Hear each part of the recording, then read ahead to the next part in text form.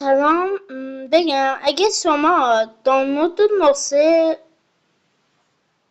چیزی میزنید بگم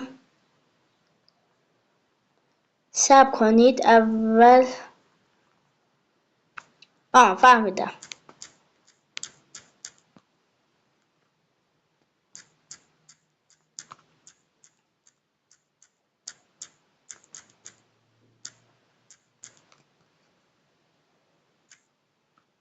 این چیه؟ این دانلود نیست.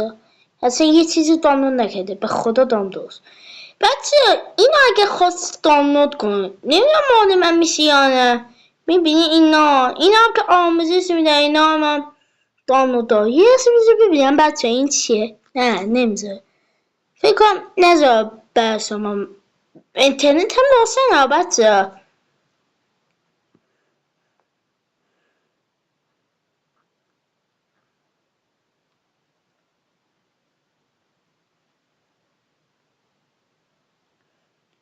هرچی ببینی من پیدا کردم. میتونید انگلیسی بنویسید پیداست کن. یا آیا ایو 422 کسانی که دوست دارن، کسانی که دوستان در گوشه میشه وایگیر میگم، دوغم نیست بچه. من یکم اینطور بلدم انگلیسی رو، چون خیلی من یکم حالا بذار اینطور می یا کلا انگلیسی بنویسی. من چون یکمشو نمیدونم چطور می نویسن، اینو فقط بلدم. اونطور نمی‌نویسم، یکم بلد نیستم. اما باز من بهتون قول میدم دانلود.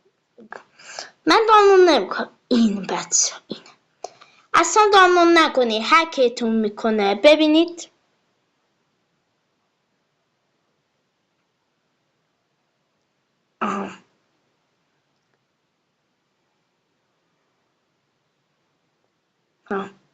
نسخه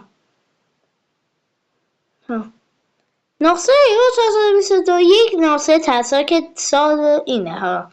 ساخت شده این یک نسخه کامل آن کمیاب هستش و استفاده کننده های نسخه من هیچ وقت مصورت قبول نمیکنه. شما اگه زیاد در بازی برمید بهتر شما هک خواهد شد. دیدید هکتان میکنه.